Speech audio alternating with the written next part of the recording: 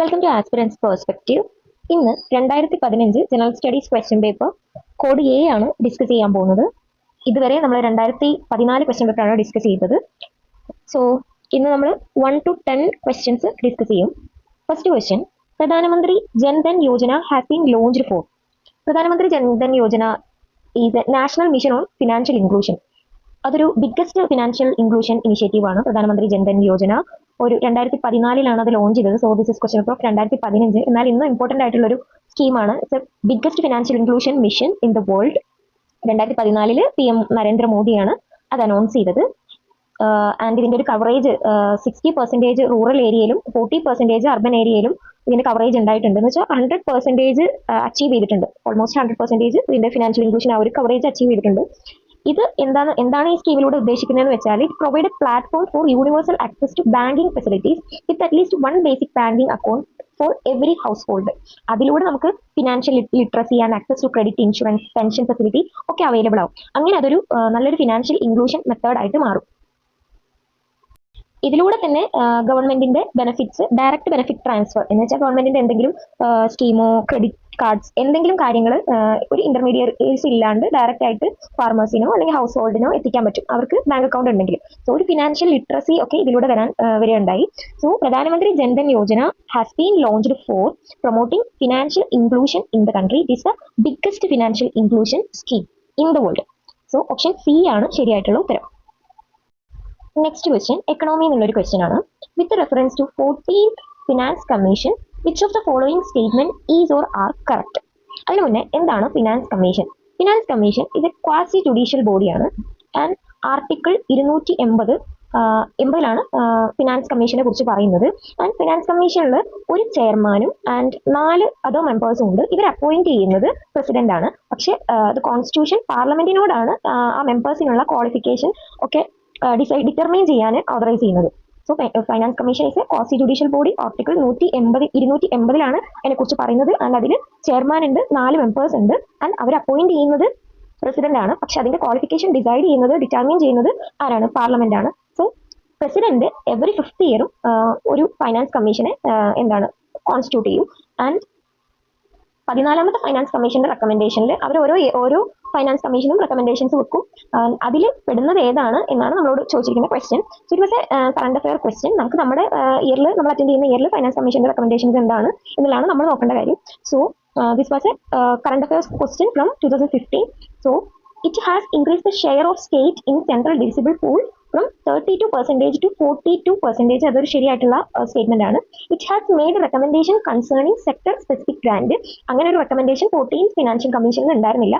So option 2 statement 2 തെറ്റാണ്. So correct ഏതാണെന്ന് ചോദിക്കുമ്പോൾ 1 ഓൺലി ഓപ്ഷൻ എ ആണ് ശരിയായിട്ടുള്ള ഉത്തരം. Next question, question number 3. The Fortaleza Declaration recently in the news is related to the affairs of. Fortaleza declaration അതും 2014 ഒരു current affairs ആയിരുന്നു. This is a question paper of 2015. So Fortaleza declaration എന്ന് പറഞ്ഞു കഴിഞ്ഞാൽ 6th BRICS summit, BRICS എന്താണെന്നൊക്കെ നമ്മൾ നേരത്തെ പഠിച്ചതാണ്. 6th ബ്രിക്സ് സമ്മിറ്റിലെ ഒരു ഡിക്ലറേഷൻ ആണ് ഫോർട്ടാലേസ ഡിക്ലറേഷൻ. ആ ഒരു സമ്മിറ്റിലാണ് ബ്രിക്സിന്റെ ബാങ്ക് ആയിട്ടുള്ള ന്യൂ ഡെവലപ്മെന്റ് ബാങ്ക് ഫോം ചെയ്യുന്നത്. സോ അതുമായി ബന്ധപ്പെട്ട ഒരു ഡിക്ലറേഷൻ ആണ് Fortaleza declaration. It related to BRICS ആണ്. 6th ബ്രിക്സ് സമ്മിറ്റിലാണ് ഇത് ഉണ്ടാകുന്നത്. 4th ബ്രിക്സ് സമ്മിറ്റ് നടക്കുന്നത് ന്യൂഡൽഹിയിലായിരുന്നു. സോ അവിടെയാണ് 2012 നടന്നത്. സോ അവിടെയാണ് ഇങ്ങനെ ഒരു പോസിബിലിറ്റി ഉണ്ട്, സെറ്റപ്പിംഗ് ന്യൂ ഡെവലപ്മെന്റ് ബാങ്ക് എന്നൊരു സംഭവം കൺസിഡർ ചെയ്യുന്നത്. അത് നിലവിൽ വരുന്നത്, അതിനെ കുറിച്ചുള്ള കാര്യങ്ങളൊക്കെ നിലവിൽ വരുന്നത് 2014 6th ബ്രിക്സ് സമ്മിറ്റിലാണ്. So that's called Fortaleza declaration. Next question economy എന്നുള്ള ഒരു ക്വസ്റ്റ്യൻ ആണ്. A decreasing tax to GDP ratio of the country indicate which of the following. ഇതിൽ ഏതാണ് കറക്റ്റ് എന്നാണ് നമ്മളോട് ചോദിച്ചിരിക്കുന്നത്. ടാക്സ് ടു GDP റേഷ്യോ ഇത് കുറയണം എന്നുണ്ടെങ്കിൽ ഒന്നില്ലെങ്കിൽ ടാക്സ് കുറയണം. സോ ഇത് കുറയണമെന്നുണ്ടെങ്കിൽ വേറൊരു സംഭവം കൂടെ ഉണ്ട്, GDP കൂടാം, അതൊരു നല്ല കാര്യമാണ് എന്നുള്ള രീതിക്ക് നമ്മൾ ഒരിക്കലും ചിന്തിക്കരുത്. ടാക്സ് ടു GDP റേഷ്യോ എന്ന് പറഞ്ഞു കഴിഞ്ഞാൽ it is a measure of nation's tax revenue related to size of its economy ആണ്. അവിടെ മറ്റേ നമ്മുടെ ആ ഒരു GDP അല്ല കൺസിഡർ ചെയ്യുന്നത്. അവിടെ മെഷർ ചെയ്യുന്നത് size of economy as measured by GDP ആണ്. സോ ടാക്സ് കുറഞ്ഞ് എന്ന് പറഞ്ഞു കഴിഞ്ഞാൽ lower tax to GDP ratio എന്ന് പറഞ്ഞു കഴിഞ്ഞാൽ സോ ഗവൺമെന്റിന് ഒരു അതിന്റെ ഫിസിക്കൽ ഡെഫിസിറ്റിന്റെ ടാർഗറ്റ് മീറ്റ് ചെയ്യാൻ നല്ല പ്രഷർ ഉണ്ട് എന്നാണ് അർത്ഥം. അവിടെ ഒരു എക്കണോമിക് ഗ്രോത്ത് ഭയങ്കര സ്ലോ ആണെന്നാണ് അർത്ഥം. പൊതുവെ ഡെവലപ്ഡ് കൺട്രീസിനൊക്കെ high tax to GDP ratio ആയിരിക്കും ആൻഡ് ഡെവലപ്പിംഗ് കൺട്രീസിനേക്കാളും. സോ ആ ഒരു കോൺസെപ്റ്റ് ഇവിടെ എന്താണെങ്കിലും മനസ്സിലാക്കണം. ടാക്സ് ടു GDP റേഷ്യോ കുറഞ്ഞു എന്ന് പറഞ്ഞു കഴിഞ്ഞാൽ എക്കണോമിക് ഗ്രോത്ത് ഭയങ്കര സ്ലോ ആണ്, ഗവൺമെന്റിന് ഫിസിക്കൽ ഡെഫിസിറ്റ് ടാർഗറ്റ് മീറ്റ് ചെയ്യാൻ നല്ല പ്രഷർ ഉണ്ട് എന്നുള്ളതാണ് അർത്ഥം. And tax to GDP ratio high ആണെന്ന് പറഞ്ഞു കഴിഞ്ഞാൽ എക്കണോമിയുടെ ആ ഒരു ടാക്സ് ബയോൺസി ഭയങ്കര സ്ട്രോങ് ആണെന്നാണ് അർത്ഥം. So first statement slowing economic growth rate, അതൊരു ശരിയായിട്ടുള്ള സ്റ്റേറ്റ്മെന്റ് ആണ്. രണ്ട്, less equitable distribution of national income. ഈ ടാക്സ് ടു GDP റേഷ്യോ എന്ന് പറഞ്ഞു കഴിഞ്ഞാൽ അവിടെ ഒരിക്കലും ഒരു ഡിസ്ട്രിബ്യൂഷൻ എങ്ങനെയാണെന്നുള്ള ഒരു മെഷർമെന്റ് ഒരിക്കലും ഉണ്ടാകുന്നില്ല. എക്കണോമിയുടെ ഗ്രോത്ത് റേറ്റ് എങ്ങനെയാണ്, അതൊരു മാത്സ് ആണ്. എക്കണോമിയുടെ ഗ്രോത്ത് റേറ്റ് എങ്ങനെയാണെന്നുള്ള കാര്യം മാത്രമേ നോക്കുന്നുള്ളൂ. ഡിസ്ട്രിബ്യൂഷൻ ഇക്വിറ്റബിൾ ആണോ ലെസ് ഇക്വിറ്റബിൾ ആണോ എന്നുള്ള കാര്യമൊന്നും അവിടെ കൺസിഡർ ചെയ്യുന്നില്ല.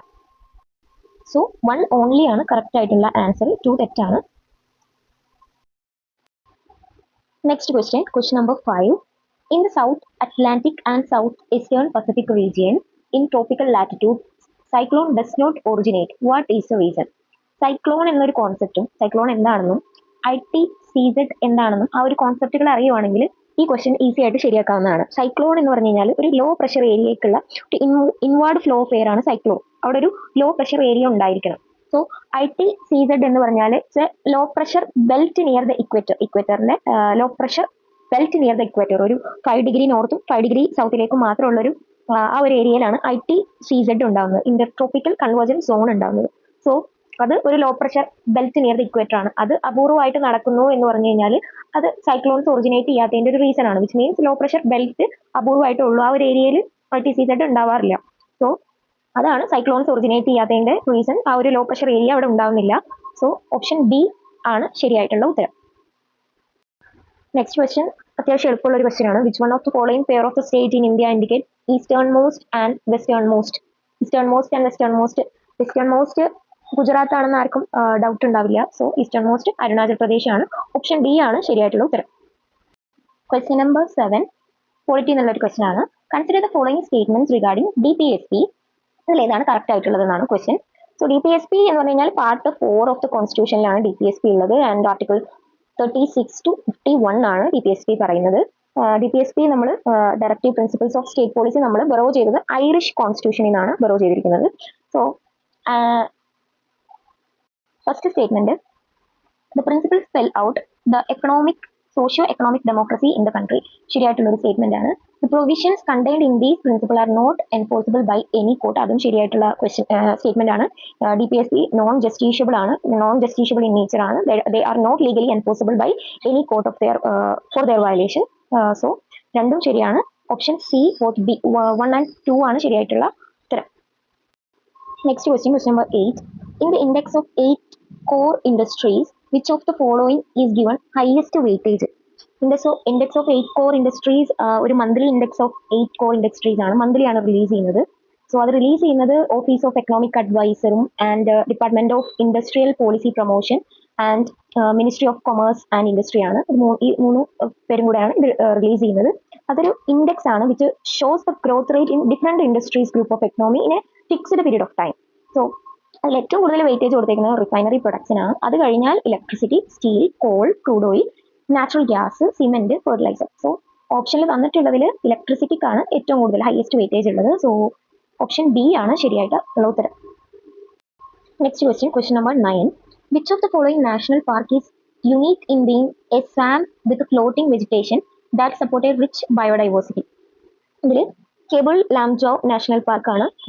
That only floating park in the world. Located in മണിപ്പൂരിലാണ് ലൊക്കേറ്റ് ചെയ്തത്. ബിഷ്ണുപൂർ ഡിസ്ട്രിക്ട് ഓഫ് മണിപ്പൂരിലാണ് ഇത് ലൊക്കേറ്റ് ചെയ്തിരിക്കുന്നത്. It's integral part of Loktak lake ആണ്. ലോക്തക് ലേക്കിന്റെ ഇന്റഗ്രൽ പാർട്ടാണ് കേബിൾ ലാംജോ നാഷണൽ പാർക്ക്. ബാക്കി പിത്തർകനിക നാഷണൽ പാർക്ക് ആണ് ഓപ്ഷൻ ഉള്ളത് in Odisha, and Keoladeo Ghana national park in Rajasthan, and Sultanpur national park in Haryana. So option B ആണ് ശരിയായിട്ടുള്ള ഉത്തരം. Is only floating park in world. Question number 10. Which of the following statement is or are correct regarding National Innovation Foundation in India? National innovation foundation എന്ന് പറഞ്ഞു കഴിഞ്ഞാൽ ഒരു department of science and ടെക്കിന്റെ കീഴിലുള്ള ഒരു autonomous ബോഡിയാണ്. 2000 അത് setup ചെയ്തത്. And ഇതിന്റെ ഒരു വിഷൻ എന്താണെന്ന് വെച്ച് കഴിഞ്ഞാൽ ഗ്രാസ് റൂട്ട് ലെവലിൽ നമ്മുടെ ഒരു ട്രഡീഷണൽ നോളജും ആ ഒരു ഇന്നോവേഷൻ ഗ്രാസ് റൂട്ട് ലെവലിലുള്ള ഒരു ഇന്നോവേഷൻ ഒക്കെ എൻഹാൻസ് ചെയ്യാനും അത് സ്ട്രെങ്തൻ ചെയ്യാനും വേണ്ടിയിട്ടുള്ള ഒരു വേരിയസ് കുറെ ഇനിഷ്യേറ്റീവ്സ് ഒക്കെ ഇതിന്റെ അണ്ടറിലുണ്ട്. സോ ആ ഒരു ട്രഡീഷണൽ നോളജ് ഒക്കെ സ്ട്രെങ്തൻ ചെയ്യാനും ഗ്രാസ് റൂട്ട് ലെവലിലുള്ള ടെക്നോളജിക്കൽ ഇന്നോവേഷൻസിനെ പ്രൊമോട്ട് ചെയ്യാനും സ്ട്രെങ്തൻ ചെയ്യാനൊക്കെ വേണ്ടിയിട്ടാണ് നാഷണൽ ഇന്നോവേഷൻ ഫൗണ്ടേഷൻ ഇന്ത്യ ഉണ്ടായിട്ടുള്ളത്. സോ സ്റ്റേറ്റ്മെന്റ്സ് നോക്കാം. National innovation foundation is an autonomous body of the Department of Science and Technology under central government. ശരിയായിട്ടുള്ള ഒരു സ്റ്റേറ്റ്മെന്റ് ആണ്.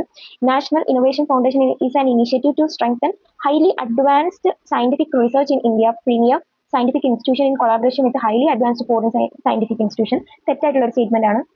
ഭയങ്കര ഒരു ഗ്രാസ് റൂട്ട് ലെവലിലും നമ്മുടെ ട്രഡീഷണൽ സംഭവങ്ങളൊക്കെ എൻഹാൻസ് ചെയ്യാൻ വേണ്ടി വന്നൊരു ഒരു ഫൗണ്ടേഷൻ ആണ് നാഷണൽ ഇന്നോവേഷൻ ഫൗണ്ടേഷൻ. അഡ്വാൻസ്ഡ് ലെവലിലുള്ള ഒരു സംഭവമല്ല. സോ 1 only ആണ് ശരിയായിട്ടുള്ള ആൻസർ. ഓപ്ഷൻ എ ആണ് ശരിയായിട്ടുള്ള ഉത്തരം. That's it for today. Thank you.